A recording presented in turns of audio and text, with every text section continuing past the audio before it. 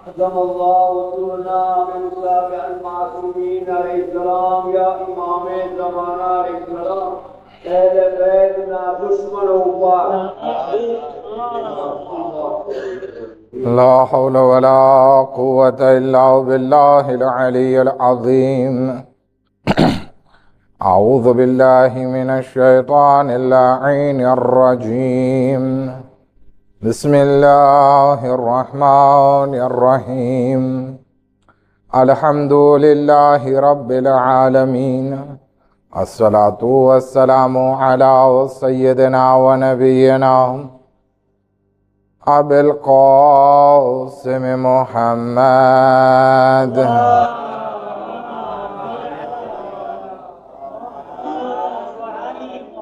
وأهل بيته الطيبين الطاهرين المعصومين المظلومين ولعنة الله على أعدائهم أجمعين أما بعد قال أمير المؤمنين علي بن أبي طالب عليه الصلاة والسلام بسم الله الرحمن الرحيم أوصيكم بتقوى الله ونظم أمركم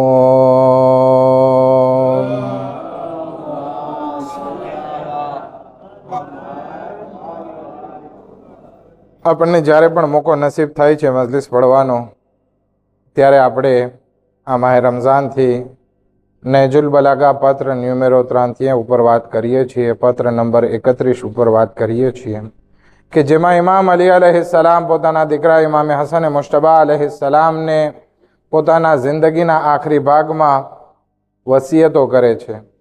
નહેજુલ બલાગાનો બીજો સૌથી મોટો પત્ર છે અને એના વિશે આપણે ઘણી વાત કરી ચૂક્યા છીએ. પત્રનો લગભગ હવે આખરી ભાગ છે, પરંતુ આખરી ભાગમાં ઇમામ અલી અલૈહિસ્સલામ એમ સમજો કે વસિયત ઉપર વસિયત, એટલે કે એક ફ્રાઝમાં જબરદસ્ત નસીહત ઇમામ હસન મુશ્તબા અલૈહિસ્સલાતુ વસ્સલામને કરે છે. આપણે એ બધી જે ટૂંકી નસીહતો જે છેલ્લા ભાગમાં આવે છે એમાંથી 7 આપણે વાત કરી ચૂક્યા, જેમ કે હરામ લુકમા વિશે, હરામ ખોરાક વિશે, ઓછું બોલવા વિશે, લગભગ 7 બાબતો આપણે વાત કરી ચૂક્યા. અને અગર જો કોઈને રેપીતે ખપતું હોય તો યુટ્યુબમાં અમારી ચેનલમાં મોજૂદ છે, તેના જમાતમાં પણ મોજૂદ છે.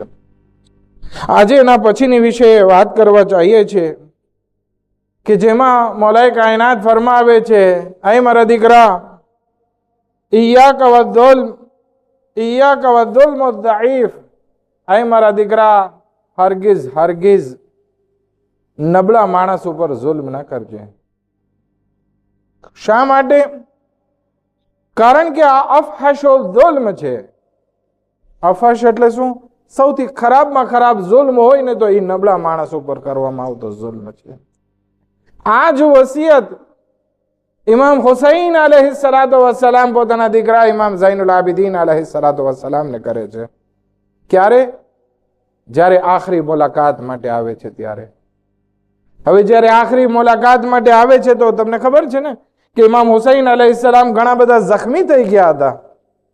હવે આખરી વખતે જ્યારે આવી અને ઇમામે ઝૈનુલ આબિદીન અલૈહિસ્સલામને બેહોશીમાંથી જગાડે છે અને વસિયતો કરે છે ને, એ વસિયતોમાં આ વસિયત છે, યા બુનૈયા ઇય્યાકા વદ્દુલ્મ, આય મારા દીકરા, ધ્યાન રાખજે, એવા માણસ ઉપર જુલ્મ ના કરજે. મન લા યજિદુ અલૈકા નાસિરન ઇલ્લલ્લાહ, તું એવા માણસ ઉપર, એવા લોકો ઉપર જુલ્મ ના કરજે કે જેનો મદદગાર અલ્લાહ સિવાય બીજો કોઈ ના હોય. વિચાર કરીએ, જુલ્મ કરવો તો ખરાબ છે, પણ એવા માણસ કે જે નબળા હોય, જેનો કોઈ મદદગાર ના હોય, જે કઈ વળતો જવાબ ના આપી શકતા હોય, એના ઉપર તો તું હરગિઝ જુલ્મ ના કરજે. કારણ કે જુલ્મ કરવા વાળો તો એમ સમજી લે છે કે હું જુલ્મ કરીને કામયાબ થઈ ગયો, પરંતુ હદીસોમાં મળે છે જાલિમના જુલ્મ કરવાનો જે દિવસ છે એની કરતા મઝલૂમનો જે દિવસ આવે છે કે જ્યારે ખુદા એનો ઇંતકામ લે છે ને, એ જાલિમ માટે બહુ ખતરનાક હોય છે. અત્યારે ભલે લબનાન પાસે કાંઈ ના હોય, ગાઝા પાસે કાંઈ ના હોય, એને એમ થાય છે કે અમે જીતી રહ્યા છીએ. પણ ના, એક દિવસ વારો આવશે કે જ્યારે જમાનો બદલાઈ જશે, જ્યારે ખુદા ઇંતકામ લેશે, ત્યારે એ જુલ્મ નો જવાબ, જુલ્મનો ઇંતકામ લેવામાં આવશે અને એ બહુ ખતરનાક દિવસ હશે. ક્યાં ગયા સદ્દામ, ક્યાં ગયો ફિરഔન, ક્યાં ગયો યઝીદ, ક્યાં ગયો નમરૂદ? આ બધાએ જુલ્મ કરેલા, પણ જ્યારે પાસો બદલાણો, જ્યારે મઝલુમોનો દિવસ આવ્યો, ત્યારે આ બધા એવી રીતે હલાક થઈ ગયા કે જે જુલ્મ કર્યો હતો એના કરતા 10 ગણું સહન કરવું પડ્યું. એક સલવાત પડે મુહમ્મદ વાલે મુહમ્મદ પર.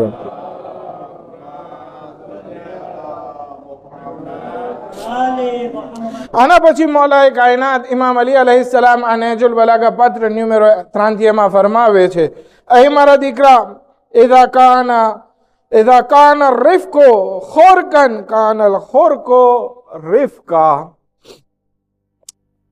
એ મારા દીકરા, જ્યાં નરમાશ કામ ના લાગે ને ત્યાં સખ્તી કરવી ઈ જ ખરી નરમાશ છે. આ એક જબરદસ્ત ઇમામ વાત કરે છે. આપણને ઘણી વખત કહેવામાં આવે છે કે ભાઈ તમે બધા સાથે પ્યાર મોહબ્બતથી વાત કરો, નરમાશથી વાત કરો, મીઠા શબ્દોમાં વાત કરો, ખીજાઈને વાત ના કરો. અથવા અમને કહેવામાં આવે, આગા સાહેબ તમે મેમ્બર ઉપરથી બહુ કડક શબ્દ ના વાપરો. આવું બધું કહેવામાં આવતું હોય છે. પરંતુ મૌલાએ કાયનાત અહીંયા જે વાત કરે છે ને એ બહુ એકદમ જબરદસ્ત વાત છે. કે મારા દીકરા, આ નરમાશ રાખવી તો સારી વસ્તુ છે, પરંતુ બધી જગ્યાએ નહીં. અમુક જગ્યાએ નરમાશ કામ ના લાગે. અમુક જગ્યાએ સખ્તી કરવી ને ઈ જ એ લોકો માટે નરમાશ હોય છે. આપણે ઘરમાં નાના બાળકો હોય એને ઘણી વખત કહેતા હોય, મસ્તી કરતા હોય ને કે ભાઈ ચૂપ બેસી જા, ચૂપ બેસી જા, ચૂપ બેસી જા, તો એ સમજતા ના હોય. પછી ખીજાઈને કેવું પડે ત્યારે સીધા બેસે. તો આ ખીજાવું એ બાળક માટે હકીકતમાં સખ્તી નથી, બલકે શું છે? નરમાશ. ઘણા બુઝુર્ગોને જોતા હોય પોતાની ઔલાદને અથવા તો પોતાના બચ્ચાઓને ખીજાતા હોય, આપણને એમ થાય કે આ ડોસાનો મગજ ખરાબ થઈ ગયો છે. નહીં, હકીકતમાં આ બુઝુર્ગ જોતા હોય છે કે આ સરખું આવતું નથી સીધા બોલતી, એટલે કડકાઈ વાપરવી પડે છે. તો આપણે કોઈ ડોસા જે ખીજાતા હોય એને જોઈને આપણે એમ ના કહી શકીએ કે ભાઈ આ ડોસો ખરાબ છે, આ બુઢા માણસ ખરાબ છે, ખીજાતા જ હોય. નહીં, હકીકતમાં એનું ખીજાવું ઈ જ એની નરમાશ હોય છે, કારણ કે એનાથી જ સુધારો આવતો હોય છે. આપણે ઘણી વખત ડોક્ટર પાસે જઈએ, ડિયાબેટિક હોય અને મીઠાણે ખાઈ લેતા હોય, ડોક્ટરે સમજાવ્યું હોય કે ભાઈ મીઠાણ નહીં ખાતા, માનતા ના હોય તો ડોક્ટર શું પછી કે ખીજાય. હવે જો મીઠાણ ખાવી હોય તો મારી પાસે નહીં આવતા, અગર લમાશ નહીં કરવી હોય તો અમારા પાસે નહીં આવતા. તો આપણને એમ થાય ડોક્ટર ખીજાય છે. નહીં, એનું ખીજાવું ઈ જ હકીકતમાં એની નરમાશ છે. આપણે કોઈ ડોક્ટરને એના ખીજાવા ઉપરથી એમ ના કહી શકીએ કે આ માણસ સારો નથી.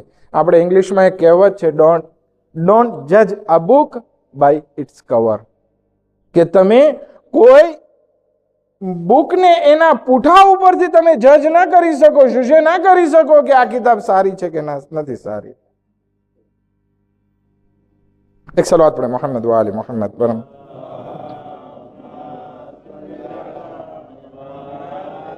માટે ઇન્સાને જોવું જોઈએ કે મારી વાતનો અસર નરમાશથી થતો હોય તો નરમાશથી, અને અગર જો એ અસર ના થતો હોય તો ઘણી વખત લાલ આંખ કરવી પડે, અને હકીકતમાં ઈ જ એની નરમાશ છે. મૌલાએ કાયનાત યમન તબલીગ કરવા ગયા હતા. લગભગ 4 વર્ષ ત્યાં તબલીગ કરી. કેટલા વર્ષ? અને બધાને મુસલમાન કર્યા. જ્યારે યમનથી પાછા ફરતા હતા તો ઘણી ગનીમત હાથમાં મળી હતી.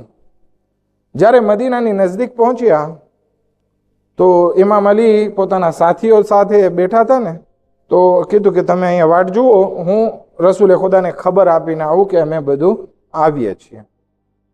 હવે આ જે સાથીઓ હતા એ કે ચાલો હવે આપણો આ ભાગ છે ને આપણે ભાગ પાડી લઈએ. તો એ જે ગનીમત જે મળી હતી એ બધા ભાગ પાડી લીધો. ઇમામ અલીનો હિસ્સો અલગ રાખી દીધો. જ્યારે ઇમામ અલી આવ્યા પાછા કે ચાલો રસૂલે ખુદા પાસે આપણે જઈએ, તો કે આપણે ભાગ પાડી લીધો છે. ઇમામ અલી ખીજાય છે કે તમને કોણે કીધું હતું આ ભાગ પાડવાનો? આ રસૂલે ખુદા ભાગ પડે, આપણને ધ્રુવા નહોતું, એટલા ખીજાણા. ભલે રસૂલે ખુદા તમને જ આપવાના હતા, પણ તમે શું કામ રસૂલે ખુદાની આગળ વધ્યા? ખીજાણા, એવા ખીજાણા કે સાથીઓ હતા બધા નારાજ થઈ ગયા કે અલી બહુ ખીજાય છે. રસૂલે ખુદાને ફરિયાદ કરી કે યા રસૂલલ્લાહ, આવી નાનકડી એવી બાદમાં ઇમામ અલી અલૈહિસ્સલામે અમને તોછડી નાખ્યા અથવા તો ખીજાણા કે જે ઓલું કર્યું. રસૂલે ખુદા સલ્લલ્લાહુ અલૈહિ વસલ્લમ શું ફરમાવે છે? લા તશકુ અલીયન, અલીની મારી પાસે શિકાયત ના કરો. ફવલ્લાહ, અલ્લાહની કસમ, ઇન્નહુ લખશિનુન ફી ઝાતિલ્લાહ, કારણ કે અલી અલૈહિસ્સલામ અલ્લાહના કાર્યોમાં બહુ સખત છે. અગર જો એનો પોતાનો માલ હોત ને તો કંઈ ના બોલત, કારણ કે આ અલ્લાહનો માલ છે એટલે એ જવા ના દે.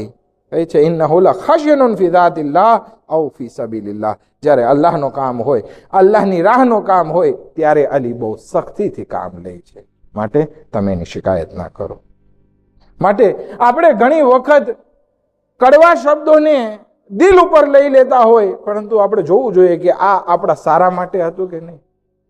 અને ઇમામ અલી અલૈહિસ્સલામ પછી એક મિસાલ આપે છે, રુબ્બમા કાનત દવાઓ દાઅન વદાઓ દવાઅન. કારણ કે ઘણી વખત એવું બને છે કે દવા જે છે એ બીમારી બની જાય છે, રોગ બની જાય છે, અને ઘણી વખત રોગ ઈ જ દવા બની જાય છે. આપણને ઘણી વખત તાવ આવે, આપણને એમ થાય શું કામ તાવ આવ્યો? ના, એ તાવથી ઘણી વખત શરીરના કેટલા બધા ટેમ્પરેચર વધવાના હિસાબે કેટલા બધા વિરુસ સુકાઈ જતા હોય છે. તો આ જે બીમારી આવી છે એ ઘણી મોટી મોટી બીમારીઓની શફા બને છે. ઘણી વખત ડાયાબિટીસમાં પગ કાપવો પડે છે, આપણને એમ થાય પગ કાપવો પડ્યો, પણ હા, એનાથી તારી જાન બચી ગઈ. ઘણી વખત બીમારી દવા બની જાય છે, અને ઘણી વખત દવા જે છે એ બીમારી બની જાય છે. માટે આપણે જોવું પડશે કે આનું પરિણામ કેવું આવે છે, એના ઉપર આપણે નજર રાખવી પડશે. અગર જો કોઈ આપણને ખીજાઈ રહ્યું છે, કડવા બોલ બોલી રહ્યું છે, તો આપણને ખરાબ લાગે, પરંતુ આ આપણને આ જે બીમારી લાગે છે હકીકતમાં આપણા સુધારા માટે હોય છે. તો આ બીમારી દવા છે. અને ઘણી વખત ચાપલુસી ને એવી બધી વસ્તુ હોય એ આપણી જિંદગી બગાડતી હોય છે. તો એ મીઠા બોલ ઘણી વખત ખરાબ લાગતા હોય છે. એક સલવાત પડે મોહમ્મદ વ આલી મોહમ્મદ પર.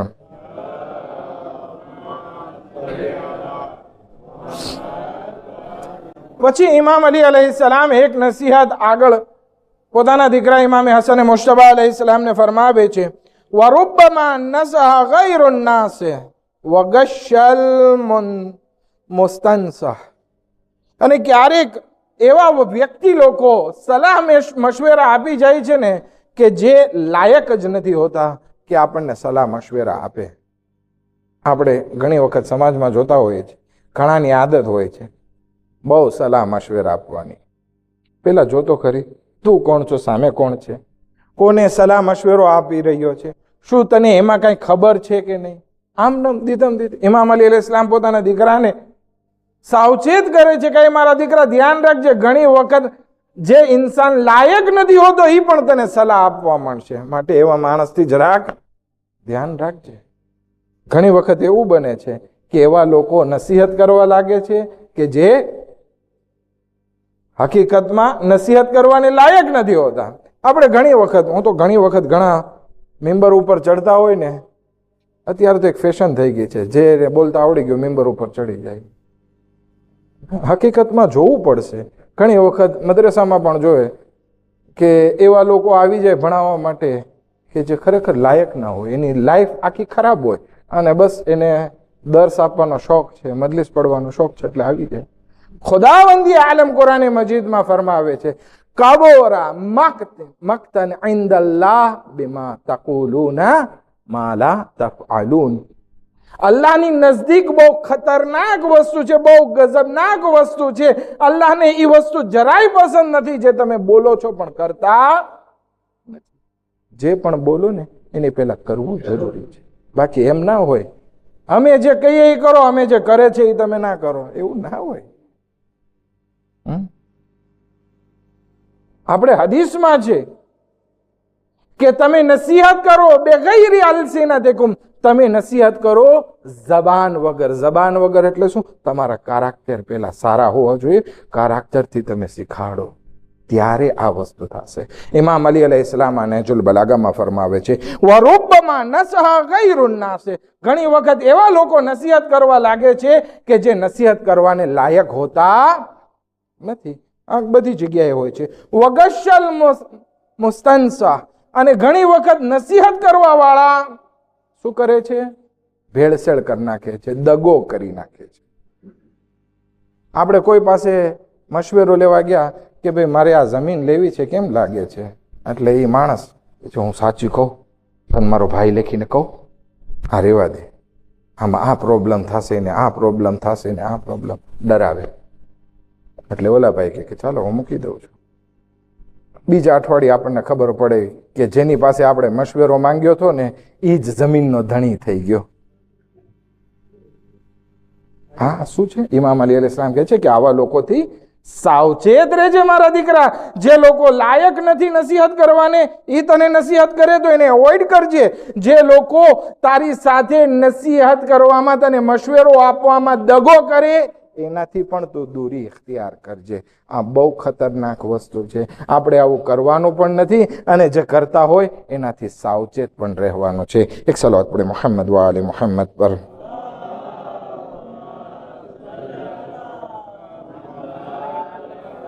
અને એક વ્યક્તિ એવો છે કે જે કોઈ દિવસ આપણને સાચો મશવરો નહીં આપે, અને એ કોણ છે? શૈતાન.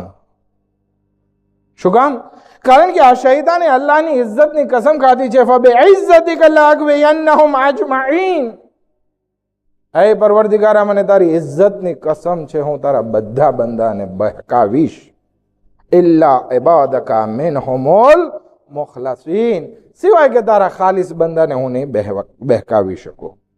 હવે આ શૈતાન છે જેણે અલ્લાહની ઇજ્જતની કસમ ખાધી છે ને, એ કોઈ દિવસ આપણને સારી નસીહત આપશે નહીં. અગર જો આવી અને શૈતાન અગર કોઈ ઇન્સાનના રૂપમાં કે ગમે તે ઇલ્હામના રૂપમાં સારી નસીહત પણ આપવામાં આવે ને, તો આપણે એને ઓળખવાનો છે કે આ સારી નસીહત નથી કરતો, બલકે આપણને જહન્નમ તરફ લઈ જવા ચાહે છે. અને એ જ શૈતાન કહે છે હઝરત નૂહ નબી અલૈહિસ્સલામને, કારણ કે કષ્ટીમાં સવાર થવાનો એને મોકો મળી ગયો તો કષ્ટીમાંથી ઉતરે છે ત્યારે કહે છે, નૂહ, આ કષ્ટી ઉપર સવાર કર્યા ને એટલે હું તમને 3 આવેરતીસમાં દઈ દઉં છું.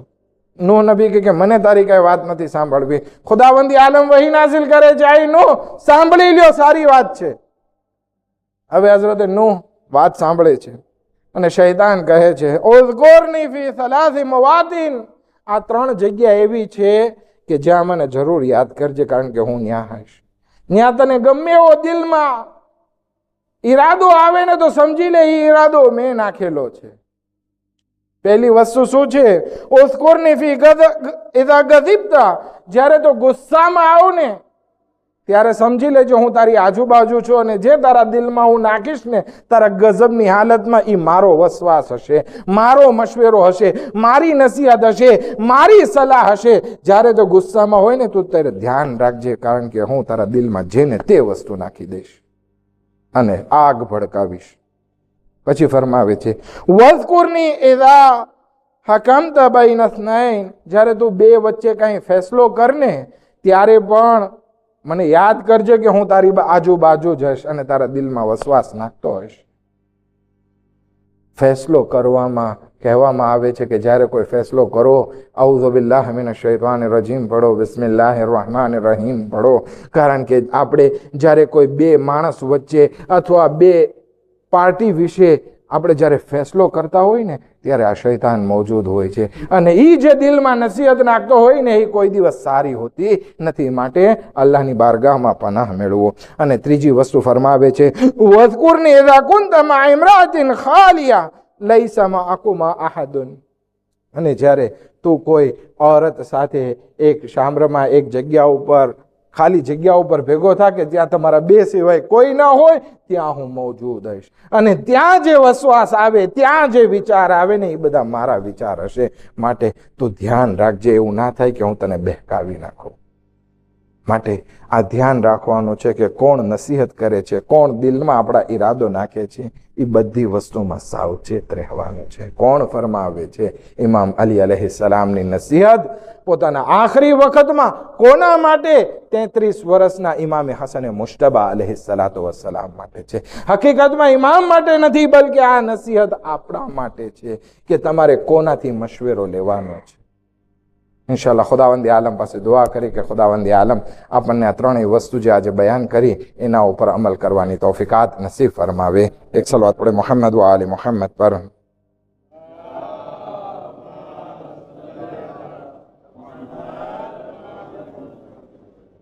ત્રણ વસ્તુ આપણે કીધી. ઝુલ્મ નહીં કરવાનો, ખાસ કરીને નબળા લોકો ઉપર. બીજું, જ્યાં નમ્રતા કામ ના લાગે ત્યાં કડકાઈ વાપરવી, એ જ હકીકતમાં નરમાશ છે. અને ત્રીજું, જેનો ને તેનો મશવરો સ્વીકાર નથી કરવાનો, કારણ કે અમુક લોકો લાયક નથી હોતા અને અમુક લોકો ખયાનતકાર હોય છે. આપણને બોલે કંઈક અને પછી કરે કંઈક. આપણે અય્યામે મુહર્રમમાં છીએ, અય્યામે સોગમાં છીએ. સફર મહિનો શરૂ થઈ ગયો છે. આવતીકાલે આપણે રાત્રે જનાબે સકીના સલામુલ્લાહ અલૈહાની શહાદતની રાત મનાવશું. એ જનાબે સકીના કે જેની ઉંમર તારીખમાં 4 થી 6 વર્ષ મળે છે.